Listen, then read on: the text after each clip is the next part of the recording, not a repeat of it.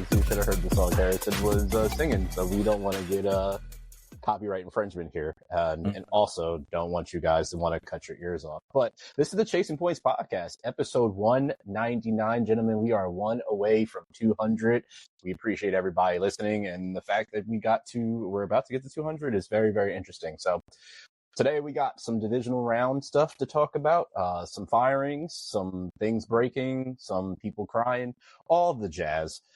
We got more to talk about with our picks.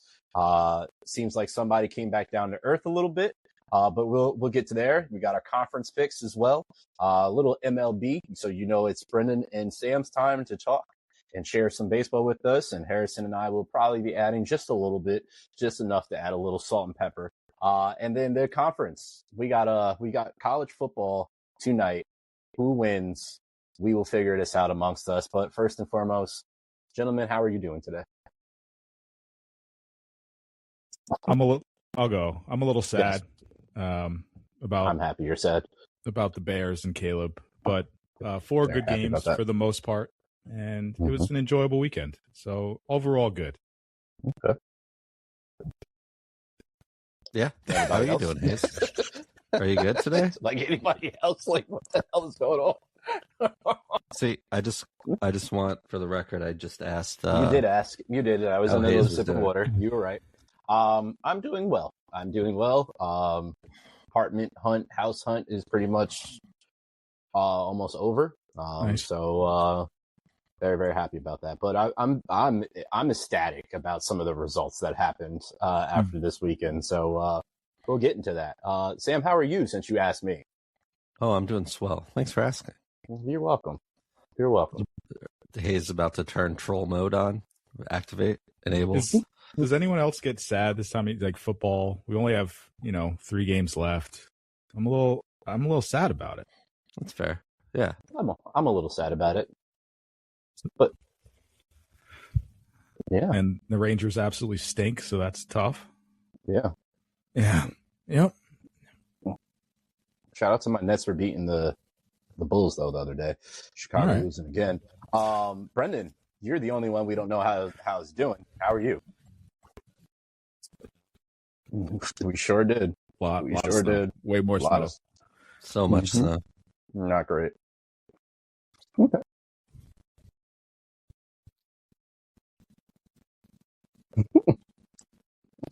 Yeah.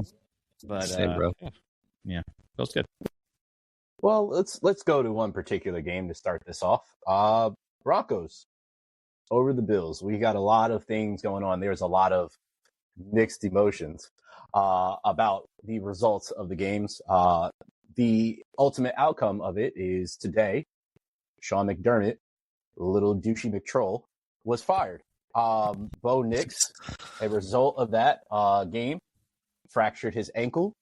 And now we get to see Mr. Stidham face the Patriots to prevent the Patriots from going to the Super Bowl, which is probably not going to happen. So, gentlemen, what is your thoughts of this game? Lay it on me. Can I just ask real quick, what's your beef with Sean McDermott? Tush push.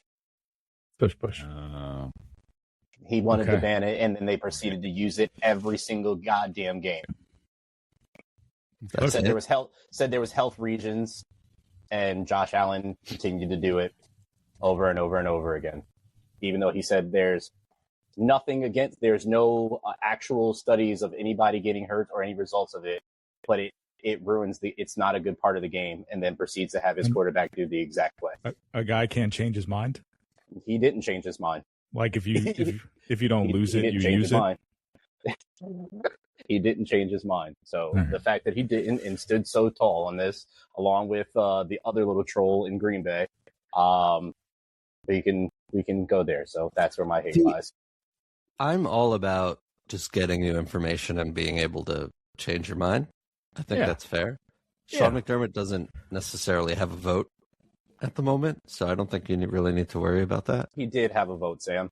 He did, but he doesn't have anymore. A thing that you have defended Sean McDermott every single time I've said something about Sean McDermott. What is your championing of Sean McDermott? I'd love to hear this. I don't have a defense for Sean McDermott. I mean, this was the easiest path to the Super Bowl that he's seen, considering the stud AFC quarterbacks that didn't even make the playoffs, and the team didn't win. Unlike every other loss, this one was on Josh Allen. Sure, I mean, there were some great coaching decisions there too, but a lot of this was on Josh Allen, and I have nothing bad to say about Josh Allen. I don't know where this team would be without Josh Allen. So, it was kind of just down to that. Yeah, I thought it was probably my favorite game over the weekend overall. I mean, I thought both defenses played really well in spots.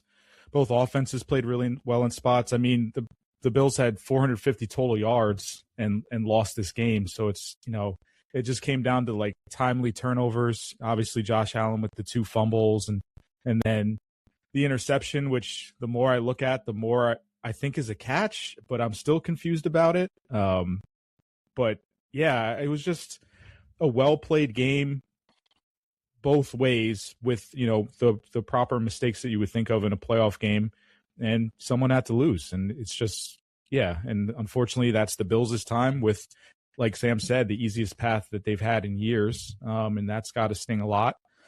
And yeah, I'm okay with the McDermott firing. I mean, sometimes it's just time for something different. And fun stat I saw earlier from some guy at the AP, 36 coaches have won the Super Bowl.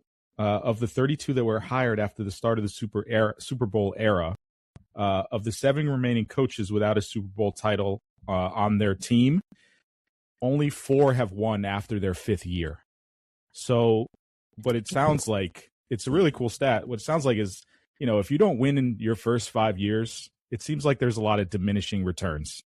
And, maybe it just was never going to happen with him. You still have Josh Allen, who's still someone I would take on any team in the league. So, try something different. You have the pieces. They always seem to play a little bit tight, in playoff games or in big games. So maybe, a different approach there. But unfortunate for the Bills, good for the Broncos, but then also unfortunate for the Broncos losing Bo Nix. So I don't know. Yeah. I mean, it's just heartbreaking to find that out after the game. Brutal. I think we said in the chat, I thought it was a hoax at first, fake news, but it's just unbelievable. But yeah, this is probably my favorite game of the weekend. I mean, tough, a lot of costly turnovers, by Buffalo, between the fumbles and the picks, I guess, which one might be a little questionable, but, tough to win when you turn the ball over 5 times. 100%. And, the Broncos played a hell of a game. Bo Nix is a dude for sure. He is. As you guys know, I've been champion Bo Nix since he came into the league. And I've rode this wave because I saw what was coming, and I was very, very happy of what the Orange Crush should potentially be. You rode that Bronco. Wow. Yeah. White Bronco. The white Bronco. Yeah, the white Bronco for sure. It sucks to see that they, one of the top teams pretty much all year, and to be right at the doorstep of the Super Bowl. Now you still have a chance, obviously, with Stidham, and we've seen backups go on to play extremely well and win Super Bowls and whatnot. So there is a chance, but realistically, the way that I've watched the Patriots, which we'll get to, I don't really think that there is a chance. But that's why you play the game. Anything could happen in the game, and so we'll see what comes from that. I think one of my major takeaways from this one is, number one, this is Josh Allen's worst playoff appearance, period. Oh, by far. Right?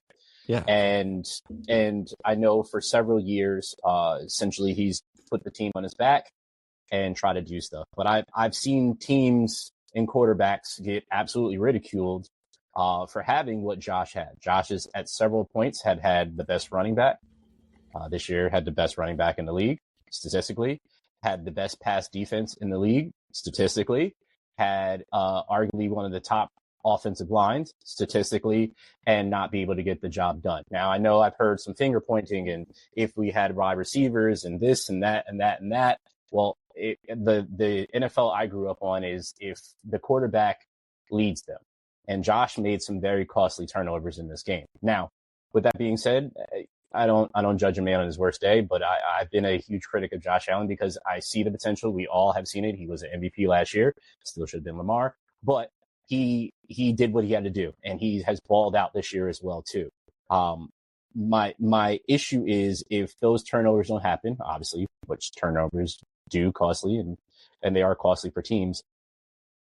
They should have won by like several touchdowns if these turnovers wouldn't happen.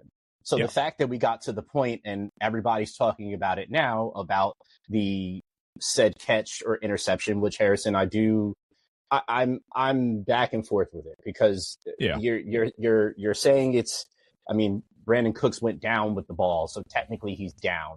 But then you say that he doesn't have control of it. But how can he make a what is it? What do they call it? An offensive move, right? Football move, right? When you're down on the ground, to the right? game or something. Correct. Yeah. So I mean, I've seen likes of like Rex Ryan say that if Brandon Cooks got up and started complaining more about it, they probably would have got the call. I mean, these are hypotheticals that we're speaking of, right?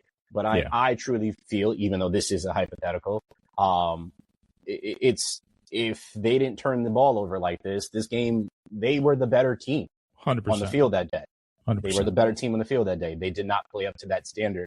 And unfortunately, somebody has to go. And Sean McDermott is the one that's going to be it because they're not getting rid of Josh Allen. No way. No, especially when opening a new stadium. Not saying that was ever a thought. But it's kind of like the John Harbaugh thing. John Harbaugh thing. At some point, you have this team that you build out that you believe is a Super Bowl contender, and you don't get there, so the coach is always the one that's blamed. It's unfortunate. It's just comes with the title. And I'm curious to see who the hire is going to be because there's Mike McDaniels out there. There's Stefanski out there.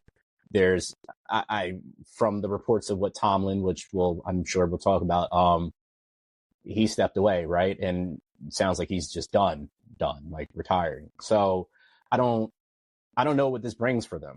And I know the flip side of this is people saying, Sean McDermott, 9 seasons with them, division champions multiple times, made the playoffs pretty much every single year. You don't get rid of a guy like that.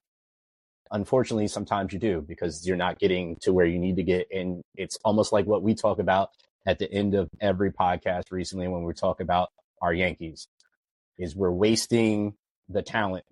You're wasting the prime guy, the guy that puts people in the seats. You're wasting that every year, and somebody's got to go if that doesn't change. Well, Brandon Beane got promoted today.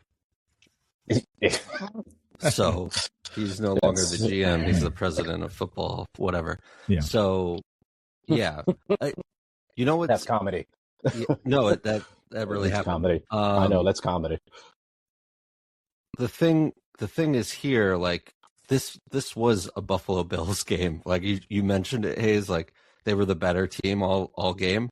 Like I'm not looking at box scores just from recent memory. All these battles with Mahomes or Burrow or whatever, and all these games that the Bills have lost barely, they've been the better team. So it's I get it. Whether it's 18 years in a place or 9 or 10, like it's just too long. Sometimes you just need to change it up, and I'm all for that. So I just don't know where you go from here. I have a question, and since you're kind of there, and a question for you all. At what point do we start pointing the blame at Josh for not getting over the hump? At what point? I'm genuinely asking a question, taking all the things that I have said out of it. At what point do we start looking at Josh because the coach is not out there on the field playing, and Josh has now hasn't lost to Lamar in the big moment. He's lost to Joe Burrow and Mahomes, and now they weren't there as we talked about. At what point do we say, can Josh get the team to the next point with him being considered to be arguably the best quarterback in the league, definitely number 1, number 2? When do we start saying, when is this guy going to get over that point? I don't think really ever. I mean, I think he's built up enough kind of cachet and respect within the league and the way he plays the game and the throws that he makes. Like, where else would you go? I mean, it's going to be kind of similar to, I think, what Caleb turns into too. Like, I think you have to take the good with the bad, and try to, minimize the bad and in the chances that you get. Was the game on him this week? Yeah, for sure. Like, there's no excuses for the mistakes that he made in this game. And, he was up in the podium saying that he cost the team the game. And, not everything is on one guy, but yeah, he kind of did. And we have to be honest about that. So I don't know. I think you just kind of continue to learn from those mistakes. I think with a lot of the Bills stuff, it's like self-fulfilling prophecy. They're just snake bitten. And it's going to take some miraculous effort to get over the hump. And if he gets them one title, that's enough for that city. So, you just kind of keep knocking at the door, chopping the wood, and hopefully hope for a different outcome. But they have the team to do it. Now you just try a new coach, see if that brings some new life and new energy, and go at it again. But I don't think there will ever be a point in time where you're like, let's move off Josh Allen, or let's do something different there. Like, he is that guy. Where he's come from an NFL perspective, being this very raw product out of Wyoming, 7th pick or whatever, and like, oh well, he's got a cannon, but is he accurate? And the big thing during the draft was his completion percentage, and you can't draft a quarterback's not going to be successful if he's throwing under whatever it was, 60% or whatever it was. He's turned into the quarterback, like one of the best quarterbacks in this league, and arguably just from a skills and everything makeup perspective, he's prototypical, like right there. He says all the right things, he does the right things, the team believes in him. The NFL, he's one of the faces of the NFL, and he had a bad game, like it, and he stood there and he owned it. Yep. I don't know. I look at this. We've talked about this a lot. Like, and I just pulled this up from the last time I did this exercise. Like, I'll add 11 because the Eagles won the Super Bowl last year. Last 11 Super Bowl winning quarterbacks. There's 6 in 11 years. 3 of them are Mahomes. 3 are Brady.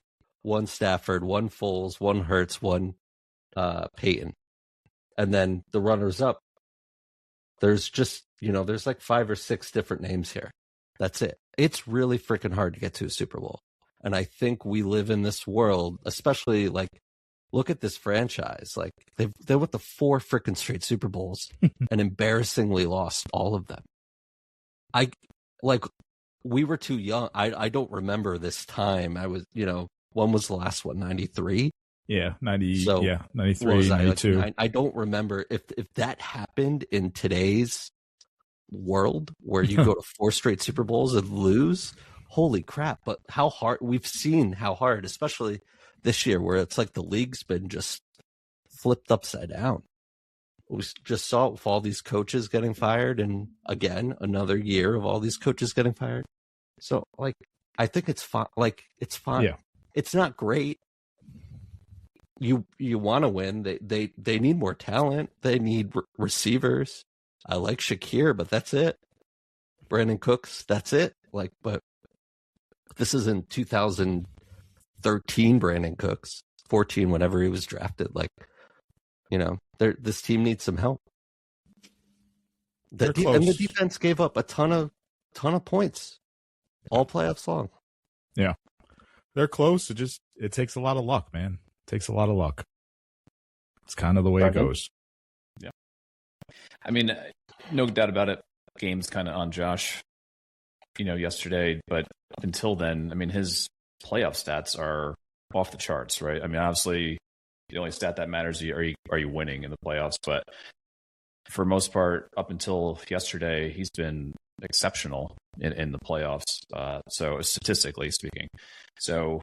Yeah, I don't think you move off Josh. You bring a new coach in, whether it's Dable or if they convince Tomlin somehow to come to Buffalo and see how it goes. I think we said it before the season even started. He still needs some receiving, weapons in the receiving core. So, let's try to bring in some receivers, some weapons for Josh next year, along with the new coaching staff, and see how that goes. Run it back, try to go out, do this again. So yeah, I don't think you move off Josh Allen. Like Sam was saying to me, he's established himself as one of the top quarterbacks in the league. Obviously, winning MVP last year, but bring in a new coach, bring in some new weapons, and then see how it goes. So I think you stick with Josh at the end of the day. I just wanted to clarify because a couple of you said this. I never mentioned moving off of Josh, so I just want to make that clear. I meant, at what point do we say, can Josh do this? Oh, is he capable of doing this? Yeah, that's fair. Just, I just wanted to clarify. I don't think he should ever be moved. I just wanted to, just to clarify. Confidence meter on Josh Allen being able to win a Super Bowl at some point in his career is 100%. Yeah, 100%. Not like no question. Yeah, I'd take that bet. Okay. Like he's 30 or going to be 30 or in his whatever he's around there. Like, yeah, totally. And 29 years old. He's got 7-8 more years to try this. Yeah. Curious to see. Hopefully, we're still doing a podcast then. We'll still be friends then, so you can revisit that for sure. Friends. We're friends. Rams over the Bears. Our friendship is about as never mind. Rams over Bears. Harrison, we know you cried about it. I did. But I'd like to hear the other gentleman's thoughts before yours because Fair. I was very happy. I'm bummed too. I thought the game was awesome, and I just will say I don't know exactly what I said to you guys with that play, but that throw was like Madden on rookie, like your receiver somewhere. Who caught that ball? Yeah. Was it DJ Moore? Like, I don't even remember. Komet. Yes. Cole Komet. Yeah. That throw before was it the drive before the interception, right? Before overtime? No, it was, before overtime. Yeah, it was the one to tie it. Insane. Like, yes, but the whole experience of Caleb Williams, like we've been saying all year, was in this game. But just, I was pulling for the Bears. I wanted the Bears to win. But yeah, just couldn't. The luck ran out. Turned back into a pumpkin. But I don't know. Before you guys, Brendan and Harrison, respond, question for you all. Mm-hmm. Is it a mistake that they didn't go for two after having that momentum of such a big pass? Do you think it's the right move that they went for one at that point in time? Or do you think they should have capitalized off the energy that was in the stadium after that catch? I think it's tough to put your whole season on one play. And I think kicking it and going into overtime and trusting your defense, which had played phenomenal all game, is the right move.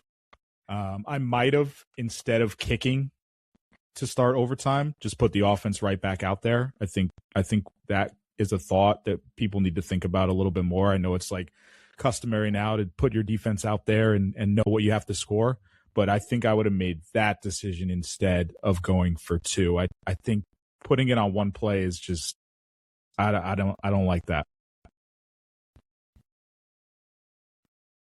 I would have been fine if they went for two and lost too. Like, just and off of your point, Hayes, from the momentum, like, I mean, we've seen this crowd a couple times in prime time, like big games this year. That Soldier Field was like shaking. So I get that. I mean, they stopped the Rams. They had a chance to win the game, right? It just didn't work out. And it was, wasn't a great throw. But to a point Harrison made a couple weeks ago, like, I know there were a couple turnovers in this game. Like, Caleb usually doesn't, despite being this, we saw it. I just referenced it. The craziest throw and catch probably ever, or one of them. Like, he usually doesn't throw the ball all over the place like that and throw it to another receiver. NFL record, fewest interceptions through his first 1,000 passes. So it doesn't match the kind of gunslinging reputation he has. But yeah, Brandon, before I go, if you want to add on. I want to hear what Brendan has to say about if he goes for two or not, and then I'll answer my go for two question. I think as a non-fan of the team, it's probably easier to say, yeah, go for it, But if I'm a fan of that team, I'm probably playing a little safe, especially in the divisional round of the playoffs. But I mean, just to come back to Caleb, just how impressed I've been with just his ability to make a play and to scramble and to evade the rush, and he's just fun to watch. And I don't want to glaze him too much like Harry, but it's just it's impressive to watch, put it that way. Even my dad, of all people, who I saw today, was like, "Did you see that scramble and that throw?" And just it's unbelievable. And so you got to give credit where credit's due there. I think he and the Bears have a bright future. That's for sure. Before I say what I have to say, we do have some news that we'll get to in a second, but the Dolphins did hire their head coach. So we'll get to that. But I say you go for it. You've kind of had that mentality all season to go for it. Mm-hmm. I know they won't say this, but the Bears are playing with house money from the beginning to get to this point and be in the position where they're at. It's been a long time since the Bears got here. And I just watching the locker room after they win games, and again, the momentum and the energy in that building, I say there's no way for me. I think it's a no-brainer that you go for it, and you live and die on that hill. And I would be, to Brendan's point, I'd be the opposite. If it was my team doing it, I'd be okay with that, because I know that they said, you know what, we went for this. But I'm also okay with what Harrison suggested, is if we do play it safe, then in the coin toss, we go offense first, because we just did what they had to do. And then again, we trust our defense to stop and go from there. So I think either way, but if I'm personally the one making the call, is we go for it. Just why not? Let's do it. If we live or die on this, and I have all the confidence in you guys. Scheme up the right play, unless you have Kevin Batula, your offense coordinator, and then you go for it. You go for it. The change in this team from where we were mid-season last year with firing Matt Eberflus and all of this to this team now, like, and the changes we've seen in Caleb Williams and the receiving core, and like, this is a learning moment for Ben Johnson too. Maybe in his mind, he's like, yeah, my gut's saying go for it. Like let's just end this. Let's go home, with a win.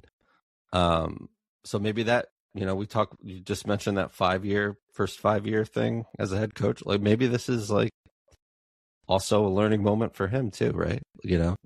But yeah, I agree with the house money thing.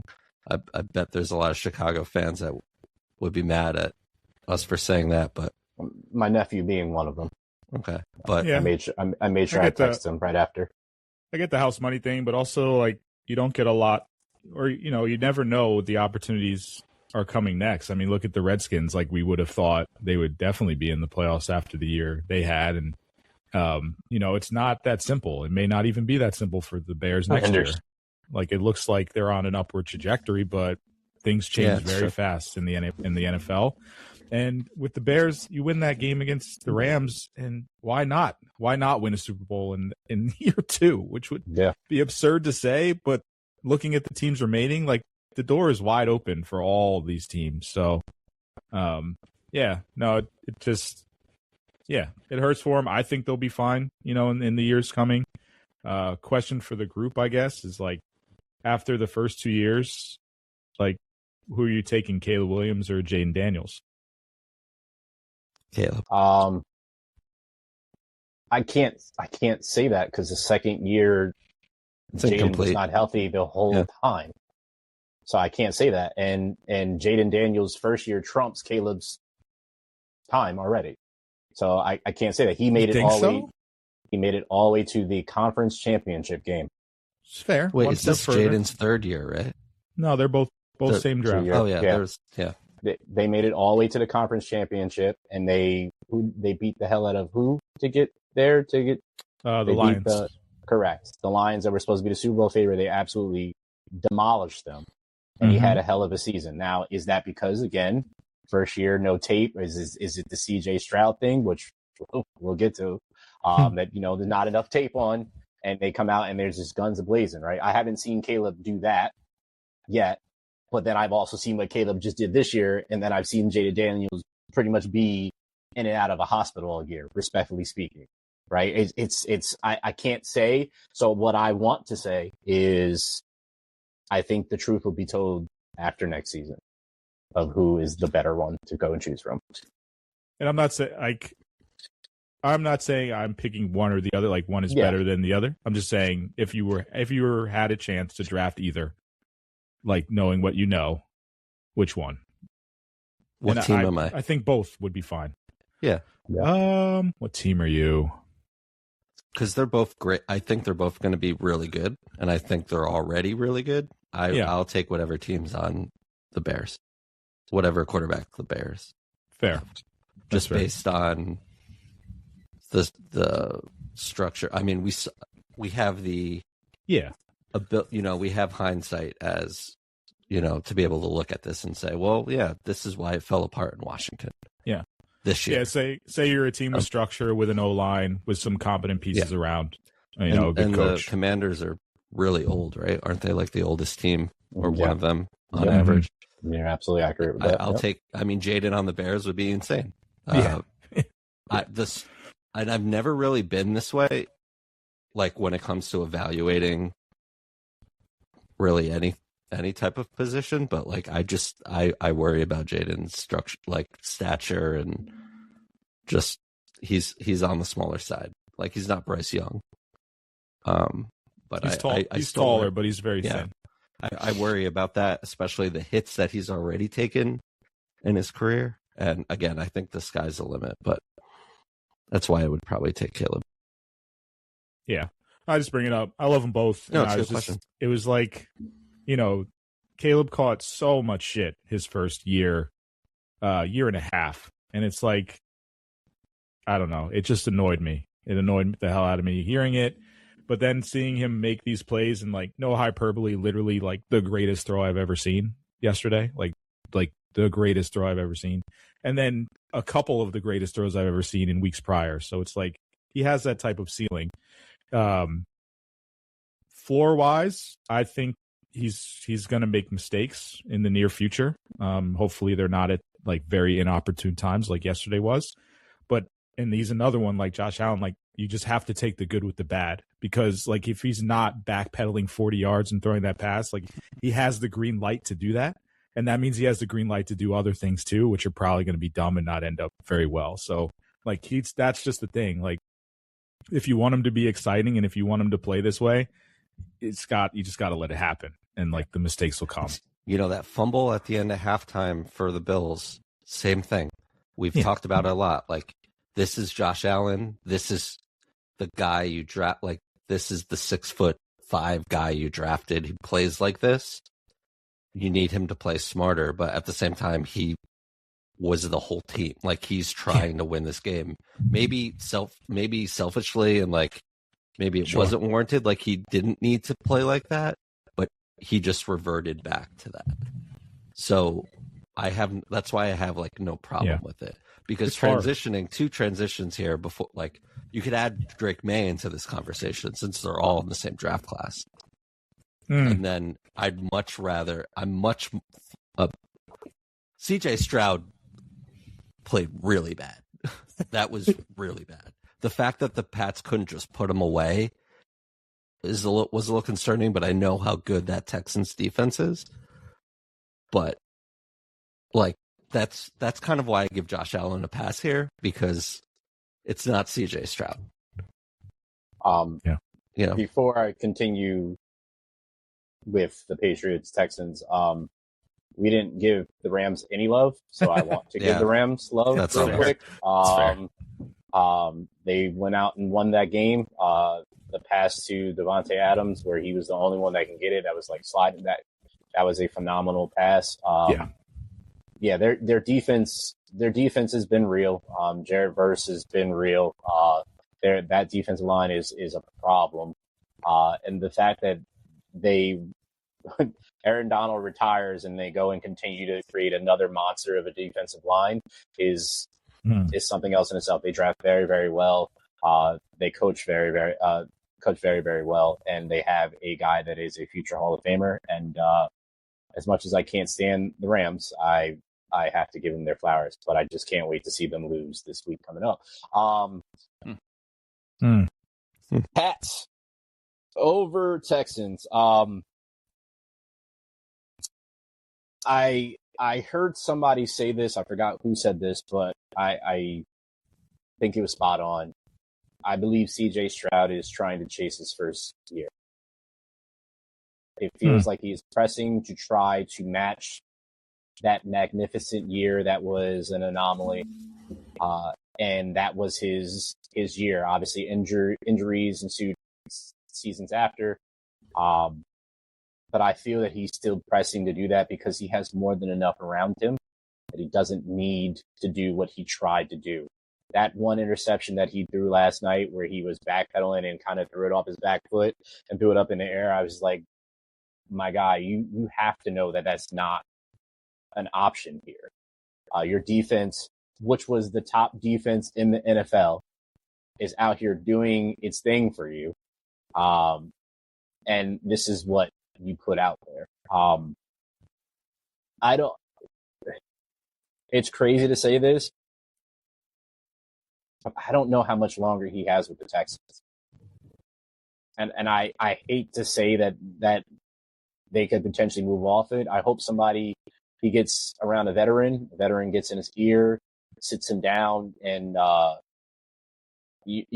helps him work through his reads and helps him take the step forward that I believe he has the talent. It's just I don't know why he can't put it together, and it seems like he's regressed at this point, and it's not great to see. And then on the flip side, the fact that we have the Patriots almost in the Super Bowl again has to drive our resident Jets fan insane. Probably all of us, because none of us are really Patriots fans and can't stand what we had to grow up and watch. But I would think it's safe to say that we are all Drake May fans and we are all Vrabel fans, and they're doing what they're doing and what they have done. The resurgence of Stephon Diggs. Shout out to my boy Milton Williams up on the defensive line.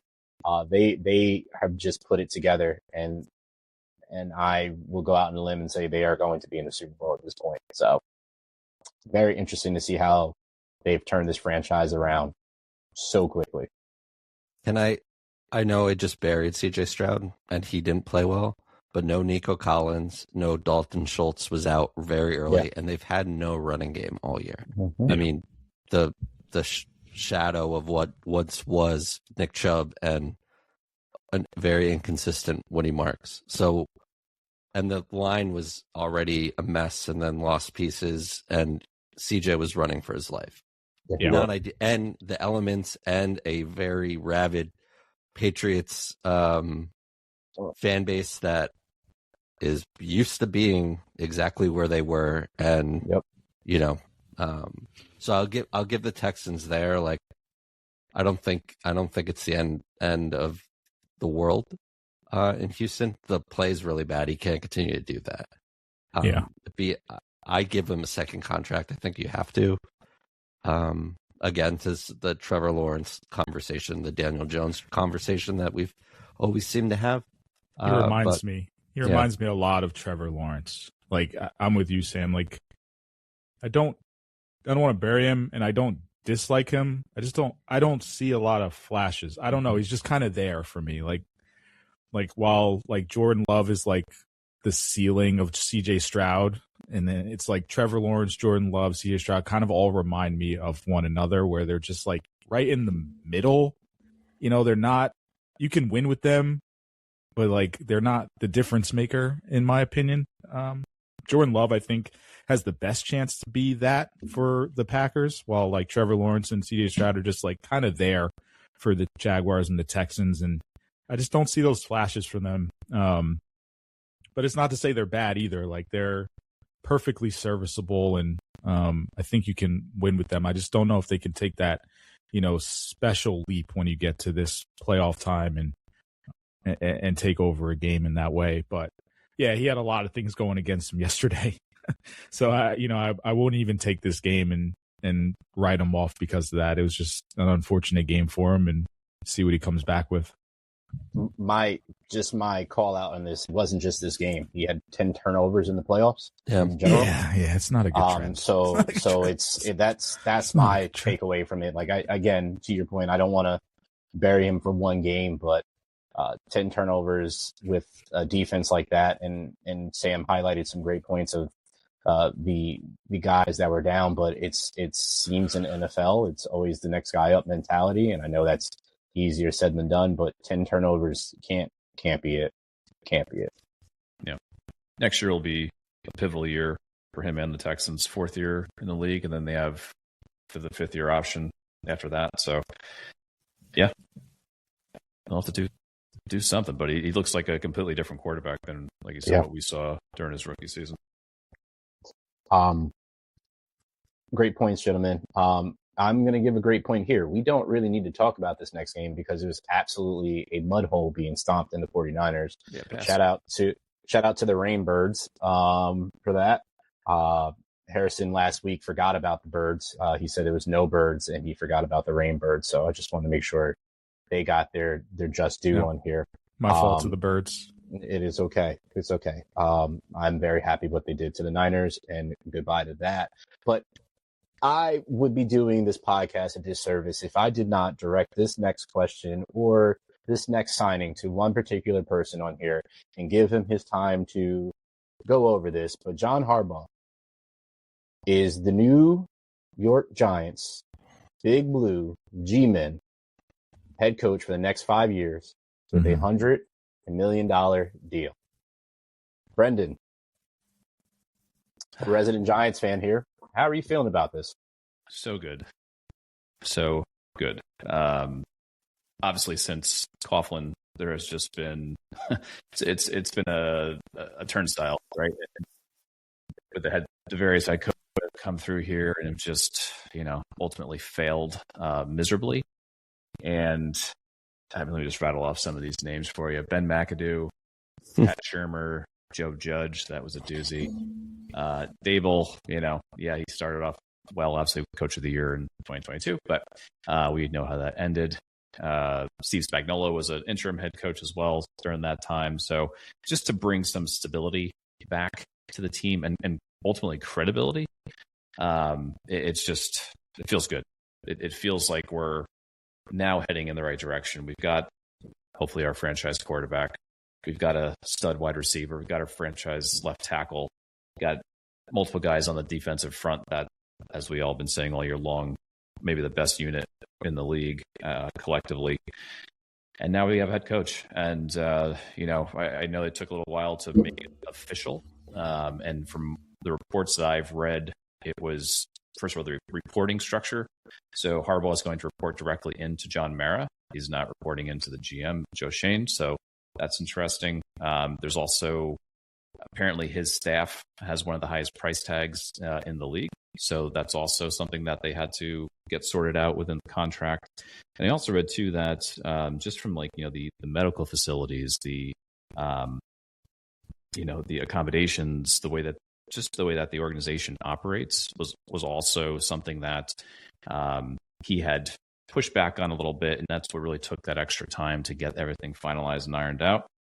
So I'm excited, man. It's changing the direction of the franchise, and I'm not saying they're going to win the Super Bowl next year, but we're moving in the right direction, and I couldn't be happier.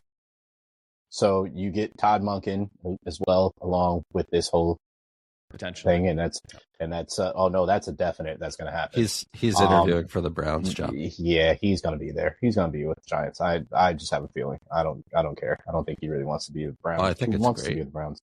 I think that's great. But to your point of the Harbaugh thing, and pushing back about the medical staff, is he's accustomed to what the Ravens have done, and they are known as an organization to dump a ton of money back into the team and make sure that they are right. They are one of the top tier organizations, and he wants to carry that on. And I think that's great. The number one thing I would have asked with my contract is to make sure that they put real grass in there instead of keeping the turf. That would have been my number one thing to ask for there. But clearly that I don't think that happened, unless that's still in negotiation. Who knows? That would have been a major sticking point. That would deal wouldn't have got done. No deal. Probably not. No deal. Mike Tomlin stepping away from coaching for this year, potentially retiring.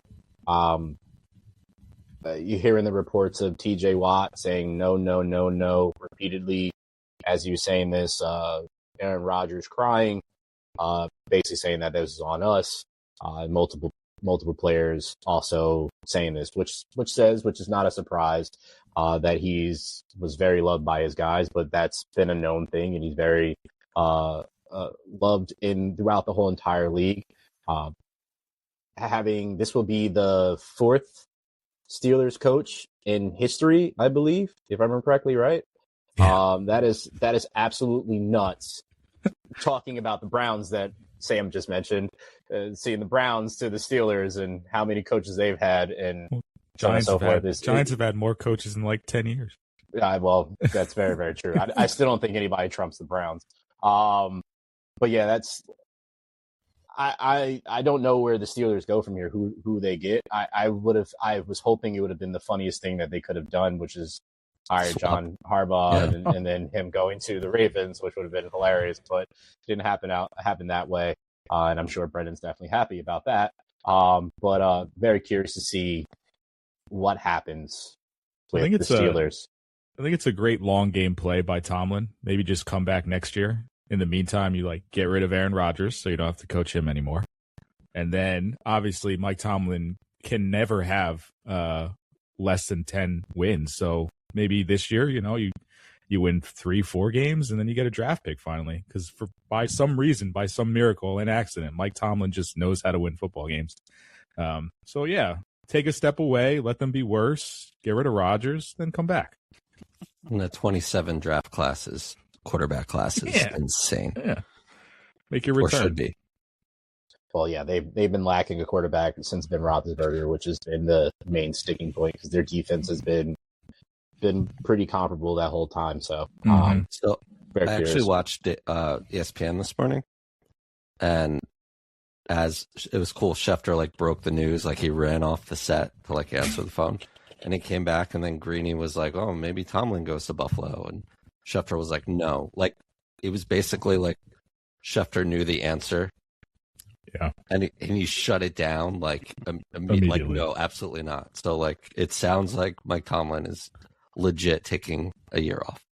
Who should go to Buffalo? Who? A guy down in North Carolina named Bill, and he should go to Buffalo.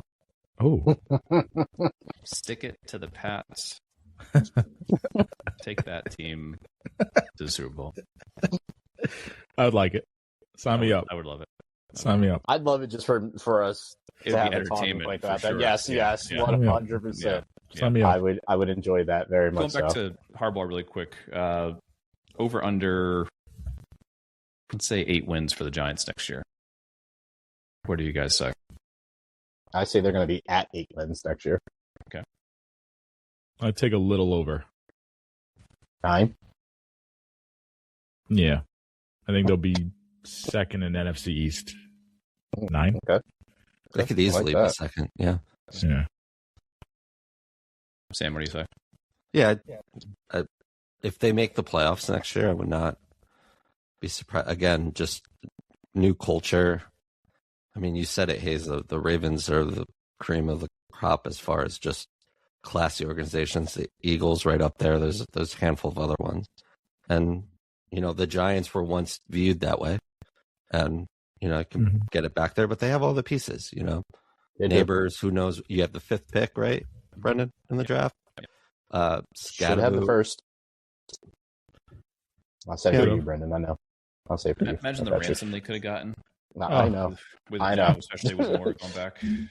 I didn't put that in the notes, but that's why I'm upset, because I think I landed on before, and this was before the Oregon-Indiana game that I want Mendoza as the Jets quarterback. And then Moore left, and I'm like, oh, I just wanted to be able to take him at 2 or trade the pick at 2 and get like what the Rams got for RG3 or something. Find a team desperate enough to do that, and then just sit and wait. I know no one asked this question. I'm fine with just taking the pass rusher from Ohio State at 2 and just wait for next year. We're not. Yeah, it's fine. Yeah. No, that's a good point. You're more than a year away. That's fine. Yeah. 2 more. Kevin Stefanski, which I think I said earlier, wasn't hired, which I knew he was. I don't know why I said my mind. But anyway, Kevin Stefanski is now the head coach of the Falcons. I love this. Yeah, it's a good move. Do you? Elaborate. I like Kevin Stefanski. I mean, 2-time coach of the year. And I don't know what the hell happened in Cleveland. Clearly, there was a disconnect. There's something weird's going on in general. It was weird It was weird from the draft. I mean, you got who's making the calls? Like, what's happening? Yeah. Well, I did hear a report. Gabriel in third round, and then it's just weird.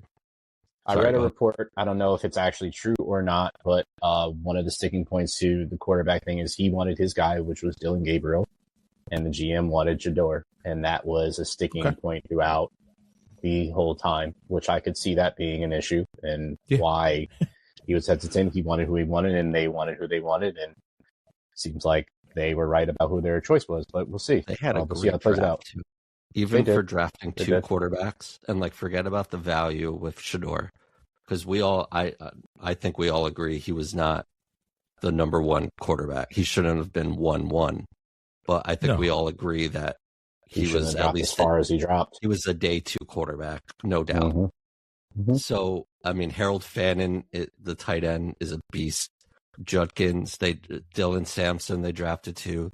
Bunch of pieces on the defense. The Browns had a really good draft. 10 months later. They normally draft well. They normally draft really well, honestly. I think that's one of the most underrated parts about the Browns. They do draft pretty well. Yeah. Honestly. Well, their defense over the last couple of years has not been bad. You know what I mean? And that's a lot to do with, Stefanski and the way he kind of organizes that. And it's something that the Falcons definitely need. They have a lot of offensive pieces. Trying to get those on the same page will be interesting. But I think defensively, if the Falcons are able to take a step up, that's a pretty, formidable team. I'd say so. A team that I don't think necessarily is going to be formidable is the Dolphins, and they hired Jeff Hafley from the Packers. I did not see that coming. Don't know much about him, but I will look more into this, but did not think that's who was going to take over the Dolphins head coaching job. But then again, I had no idea who would take over that job and who would actually want that job. But good luck to you, brother. Brendan, to the point where you were naming all the coaches since Coughlin, and I thought about this recently with the Jets. We won't name Belichick because he was coach for an hour, but every coach since Bill Parcells, except for Adam Gase, was a first-time head coach that was hired. Aaron Glenn, just go back. Aside from Gase, and everyone you named, Brendan, except for Spags, who was just the interim, but was previously a head coach and is arguably one of the better defensive coordinators ever. Yeah. There has to be something to these organizations. The Dolphins routinely hire first-year head coaches, and I don't, sure Jeff Hafley will do a great job. That Packers defense was. He's done a lot with that team, even without Micah Parsons. I think he's a good defensive coordinator, but I think there's something to be said about hiring an inexperienced head coach, and especially in a team where you need it. Structure. Yeah, I wouldn't say they're the best ran organization, but that's a whole other. In the last 15 years, how much trouble has come out of Miami. Not even talking about just living and being in Miami, but just all the drama and stuff. it's always a first-year head coach. Yeah. I don't recall. I mean, Jimmy Johnson. When was I'd have to. Dave Wanstead. I don't know. Like, so like I really think like I'm just thinking about this a lot. Like, that's why like this is the year with the Jets don't fire their head coach. Like, arguably the worst year they've ever had. But here we are. So. Yeah, good point. Good point about that, especially with the Giants. And that's another thing too.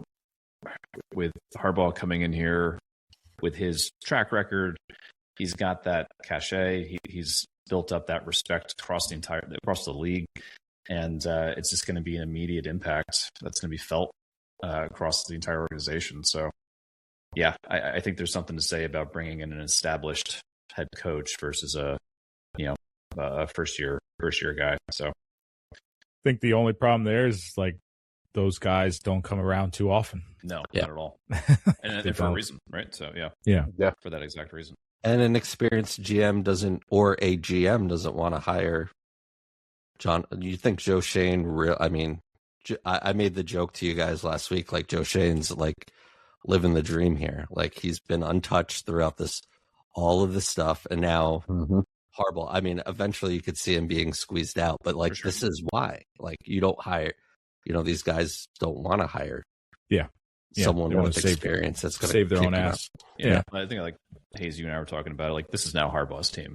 Yep, absolutely. You give the reins to him. So to your point, Tim, I could see Shane. He could probably be going after next year. If they don't have a big turnaround, win 8 or 9 games, even still, if Harbaugh's like, I want to bring in my guy, or I want to be more involved in the decision making, they're going to accommodate that. Probably should. Yeah, you don't pay a guy $20 million a year to. No. Probably should bring Joe Shane's son in to the front office because he makes better picks than his dad. Speaking of picks, divisional weekend standings. I'm 3-1, Bacon 3-1, Harry 2-2, Sam 2-2. Playoff standing, Harry. Harrison is 8-2 overall. Bacon is 8-2 as well. Sam is 7-3, and I'm 6-4.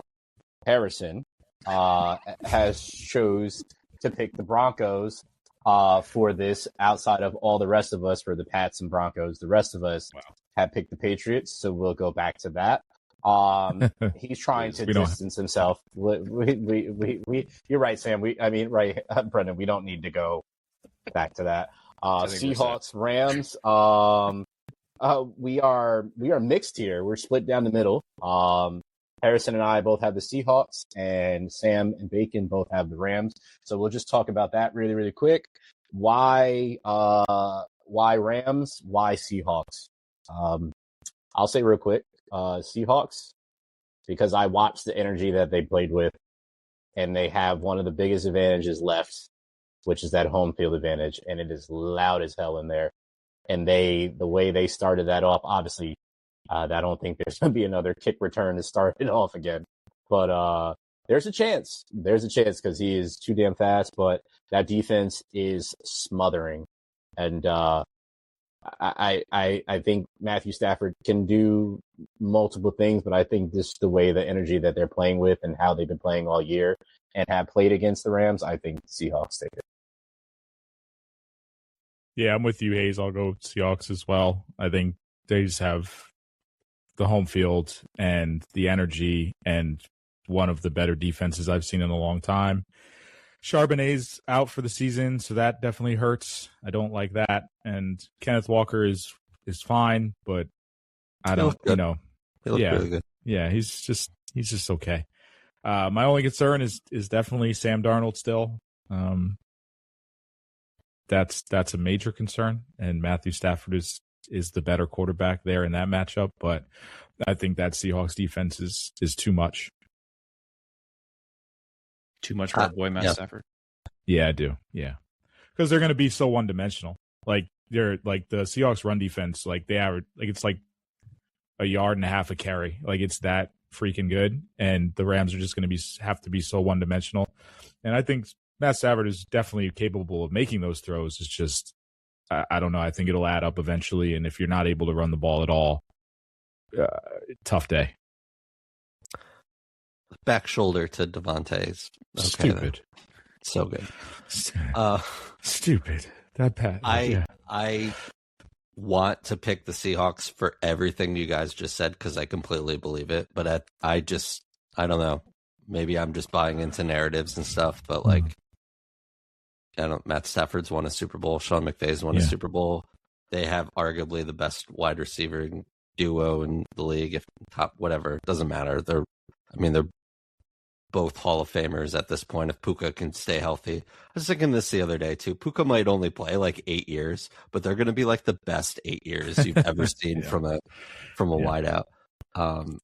And I like Kyron Williams too. From just I know how good this run defense is for Seattle, and I've been pounding a table for that. I don't know. It's Sam Darnold. You're not wrong for being it. I mean, I think the Rams definitely have a very clear advantage at head coach and quarterback. Like, very clear. So we'll see. That's the determining factor for me. Yeah. It's clash of styles. Offense versus defense in this one. It's like, which one? Either way, should be a great game. Yeah. Hopefully some more winter playoff weather. I don't know about you guys, but I think I mentioned in our chat, like, that's just... Love it. I love snow coming down, playoff football. Although the rain in New England is pretty gross, but yeah. Speaking of New England, shout out to Randy Moss. Was he wearing owl feathers? Did you guys see the pregame? I did not. I missed Randy. I did not. Yeah. What is going on? Also, goat. Yeah. Goat. Absolute goat. Yeah. Gentlemen, there's MLB news. I will leave it to you. Want to talk about the Broncos? Ooh. Yeah, we got to hear Harry's take on the Broncos. Yeah, what's up with that? Would this be the first time first time a quarterback, his first start of the season's in the AFC or the conference championship game? I think that's the stat. AFC? Because Nick Foles was NFC, right? But that wasn't his first start. He played in a regular season. Yeah. Yep. I have no idea. Going off vibes here, guys. Vibes. Jared Stidham vibes. Yeah. Big vibe. No one believes in this vibe. Not at all. Not at all. They're the one seed. They're at home in a challenging place to play. And no one believes in us. No one believes in them. And with the Super Bowl head coach, winning head coach. Yeah, why not? I'm good. Baby Pats, get them out of here. Do you? I'm good. What would you do if the Broncos won this game? Bo Nix was fine. You didn't hear he's sure hurt a little. He's wobbling a little bit. He's all right. Like, who wins this game? What do you change your mind? Like, Bo Nix is way better about I'm the Broncos. taking Bo Nix. Yes, I'm taking Bo Nix and Broncos. It's a good question. Yeah. That's that. Brendan? We stayed there too long. You're riding the Pats? Okay. Yeah. Pats defense has been awesome. The Pats looked great yesterday. That game took forever, and they just couldn't put them away. I hated that game yesterday. That was my least favorite game of the playoffs so far. I just did not enjoy watching that one. Oh, other than Steelers Texans also. I didn't enjoy that either. But whatever. All right. For the third time. You all right? Trying. I was just trying to get away from this conversation because there's no point for us to even go down this road, but sure. The Dodgers has some news here, and also the Mets have some news here. So I relinquished the microphone to two worthy MCs, Brendan and Sam. Step to the microphone and start the cipher, please. Sam, maybe we tackle Bo first because I feel like we're going to spend some time on. Yeah. Go ahead. You go ahead. Yeah. Bo Bichette, time with the Mets, 3 years, $126 million to play third base. I don't know. I mean, $42 million a year for Bo Bichette is wild to me. Great ball player, but that's quite the AAV there. I don't know how you feel about that, Sam. And then to play out of position as well for the first time in his big league career. I don't know. It's a lot. It seemed like a panic move. Like, oh well, we didn't get Tucker for reasons we're about to mention, and if you're listening, you probably already know. So, like, what can we do here? But yeah, to the out of position thing is a big thing. You know, Marcus Simeon's a really good second baseman. If he's, you know, I know he's older. Like, I assume he's still going to be a really good second baseman. But they made such a big deal about like Pete Alonso not being like a stellar first baseman, and now you have Polanco or Mark Vientos or Brett Beatty playing first base, and like, oh, it makes no sense. Yeah, David Stearns at the end of last year saying like the primary focus of the off season was going to be run prevention. So, you know, defense and pitching, and here they get rid of Pete, like you said, Sam. You know, that was the biggest knock on Pete was his defense. They signed Jorge Polanco, who's going to play first base, has never played first base in his professional career, and then Bo is going to play third. So I talk about just inconsistent in the messaging and then the actual signing and the practice here. So if I'm a Mets fan, I'm just thinking to myself, what the hell are we doing? You know, you get rid of fan favorites, homegrown talent in Pete and Nimmo. Obviously, Edwin Diaz was a fan favorite as well. McNeil. Right, Jeff McNeil now in the A's. It's if you're a fan of the Mets, you got to be sitting there wondering what the hell are we doing. So, you know, as restless as we are getting as Yankee fans in terms of the lack of major activity so far this offseason, if I'm a Mets fan, I'm just scratching my head, you know, not sure what to make of these moves. I get the whole, like, it's not our money, who cares, whether Yankee thing or not, but like just looking at, I can understand playing possum with like the AAV and like as the collective bargaining agreement's ending, because you don't really know what's on the other side. Right. And you imagine that there's going to be something, especially now, like that the levy has just completely broken because the Tucker thing is crazy. But I'd be pissed if Bo Bichette was our starting third baseman or second baseman at $40 million a year, even if it's for 2 years with the opt-out. Right.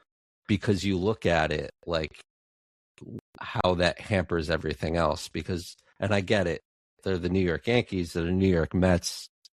Who cares about luxury tax? But like there was a point, like if you continue to repeat you're a repeat offender of the luxury tax, like you basically get charged like 50% on every dollar you spend.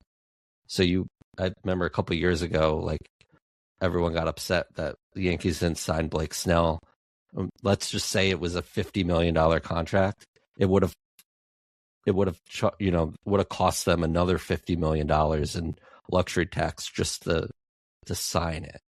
So like when you look at the Mets payroll, aside from Soto, you kind of look at it like, where's all this money? And I know a lot of it's dead money or like moving some stuff, you know, crazy contracts, but it's like I'm fine with the approach of the Yankees. And I know like last week I was like, you know, this is going to be Hal's legacy of wasting Aaron Judge, and I don't disagree to that. But again, if we sign Bo Bichette or Kyle Tucker at $60 million a year, or Cody Bellinger at $42 million a year, I'm not like that. Just that kind of hurts, especially when we're sitting and waiting for like these big deals to get off the payroll, like Stanton or LeMahieu or whatever else. So it's just crazy, and I think that kind of leads, unless Brennan, you had anything, or you guys had anything else on the Mets, it kind of just leads to why everyone's pissed off at the Dodgers.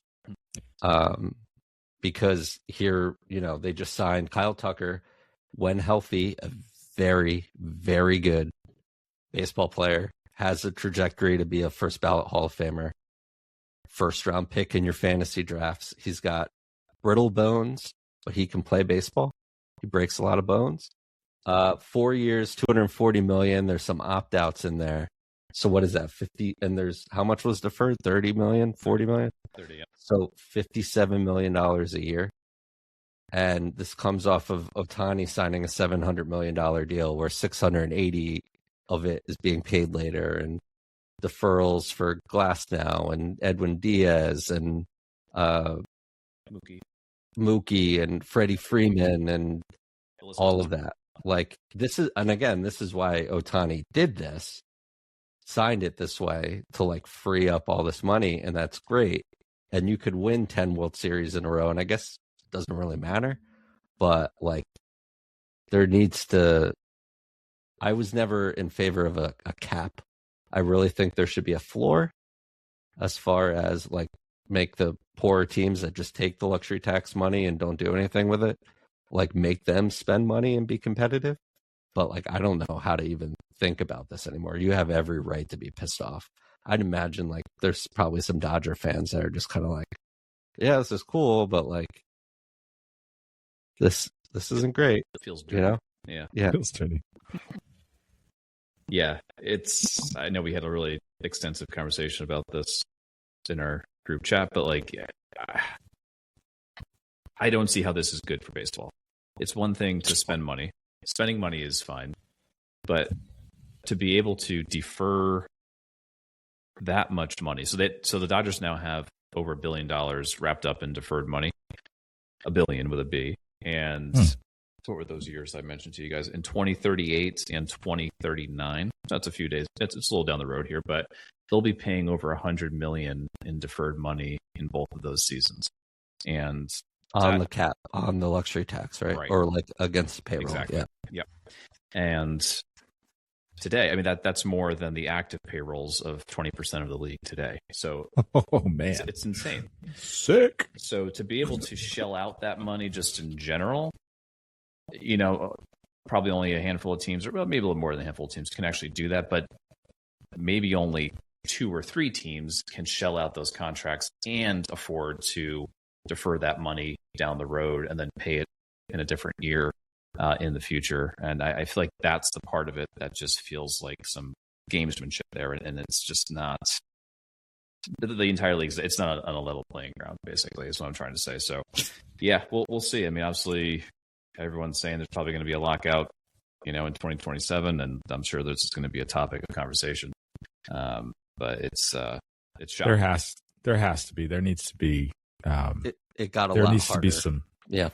It got away from them, and obviously I'm not the biggest baseball guy, but this piqued my interest and did a lot of reading and research on how this is even possible. And the fun thing I landed upon that I had no idea about was the TV money that the Dodgers were able to kind of secure off of, when was it, when they were going bankrupt, and then they were allowed to keep all their TV contract money, and they're the only team in the league that has this ability to do so. I don't know about that.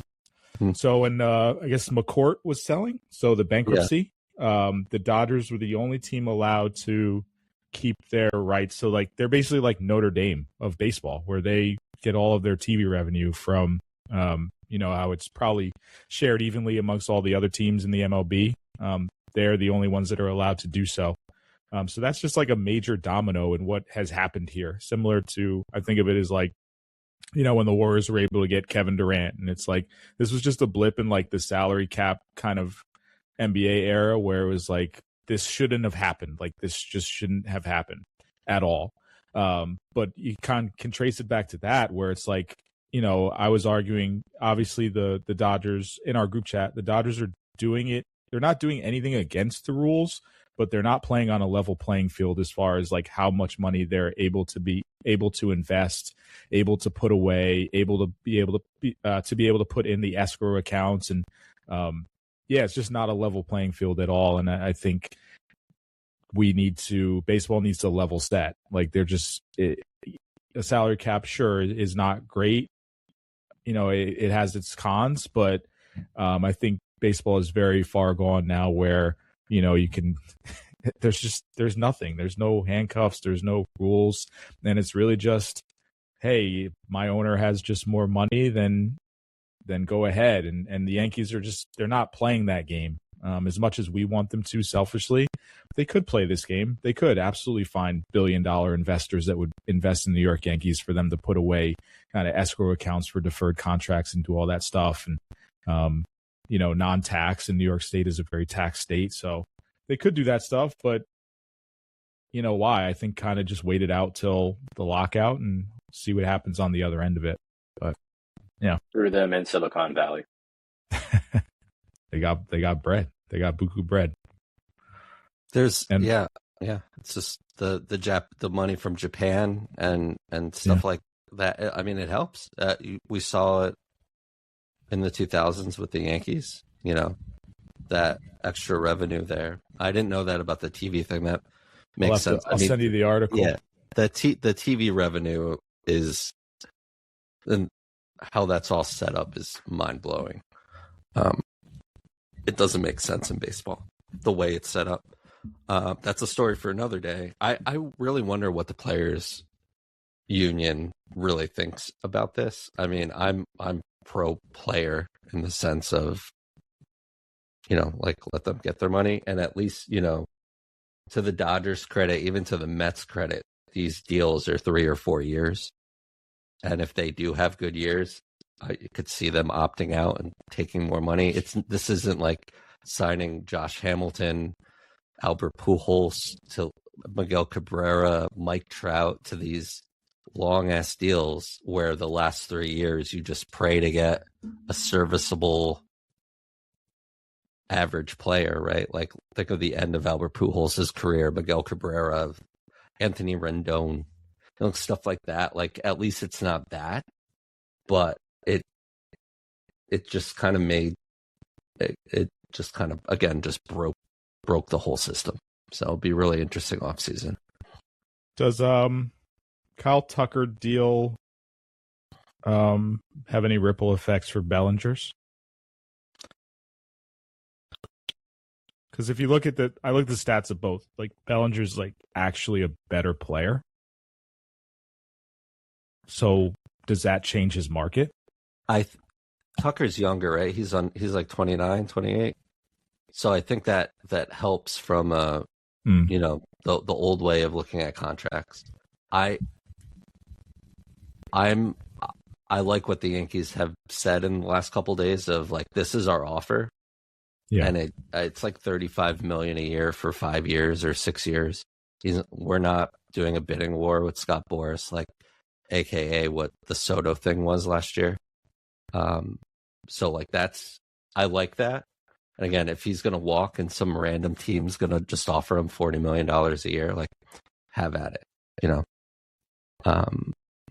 I guess who's left to be able to offer them that? Blue Jays? That they've been one of the rumored teams because it sounded like they had a deal for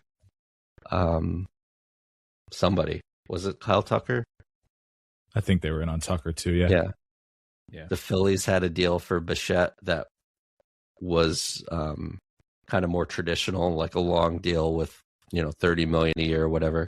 And then this offer from the Mets came in when they lost Tucker. So I wouldn't rule out the Mets either as a potential landing spot for Cody, as much as I hate to say that. I mean, if you look at that lineup right now, or the roster right now, he'd almost be a perfect fit.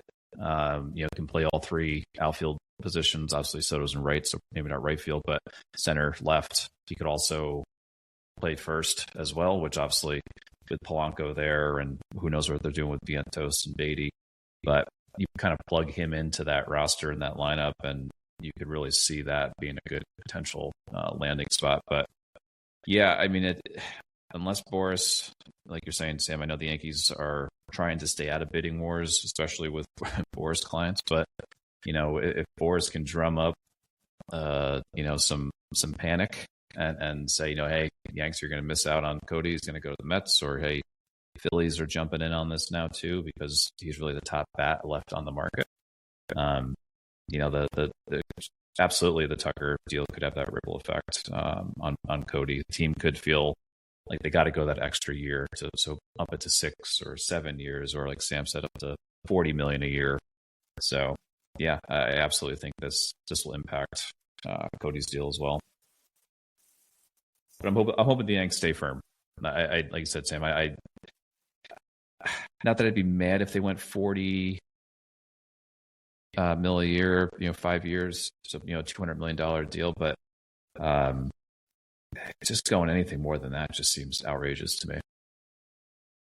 Like he's a good player, but he's not a superstar. So just to go back real quick to the Dodgers TV thing.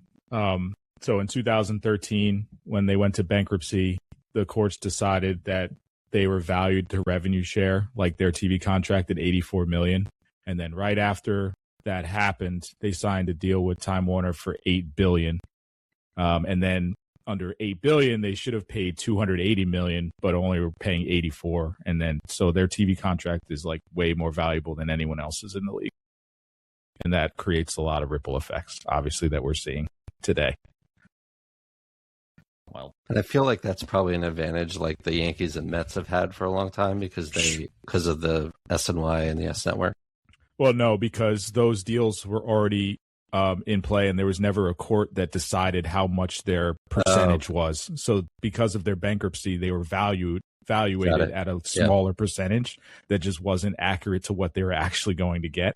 And then they turn around and get a $7 billion TV contract when they were valued to have like maybe a $3 million one. So it's like just a huge advantage that they got, and that's kind of what it is. That's baseball season. That's baseball. Well, Hayes is Michaelis, so is he Michaelis? He's frozen on the screen here. Yeah, Should we college football? Yeah. College football title game. Who you got? We can do this for real quick. Well, the game will be over by the time you hear this. Yeah, I think last time I saw the spread, it was like 8 Indiana. Yeah, is Harrison? I was going to ask you this question: like, can Miami win this game? I do not think so. I don't think so. I think Indiana's too good. Yeah, I want the U to win. I think Indiana is going to take it, but I did see somebody in Miami sold his food truck for $37,000 to put a bet on Miami for $150,000. So, oh no! So good luck, bud. Great life choices. I don't love that bet. That's a tough bet. Mm-hmm. Hopefully, he's got another food truck. Yeah, hopefully he's won a multiple. Yeah, I hope so. Yeah. What does that pay out? That's crazy. Good for them. I mean, Miami is home. That's fun, but I think Indiana's way too strong. Yeah, I'm going Hoosiers. Someone keep an eye on Michael Irvin too. Do you think Michael Irvin comes out of the hurricane, the duck, like he pops out of the mascot and he just starts, getting everybody amped up, doing lines? Yeah, BTA. Yeah. We can erase this tomorrow too if this doesn't come to. If Miami wins, just get rid of it, please. Thank you. I will not. The money line, Sam. Now you can take us out, please. Plus 240 money line for Miami. So, what did he? He put 150 grand on 37, I think. $37 to win 150. Yeah. Okay. Good luck, man. Yeah. Did you see the SNL skit, Michael Irvin? Yeah, it was really funny. Yeah, I just thought of you guys. That was funny. SNL's still doing it. They're still great. Yeah, every once in a while. Institution. Yeah. So for Hayes and Brandon, Harrison, Sam, Kylo, everybody else, thank you so much for listening. 199 in the books, guys. Next week, 200. Real close. Super Bowl preview, whatever. So stay warm out there and have a good week. Peace. Go Birds.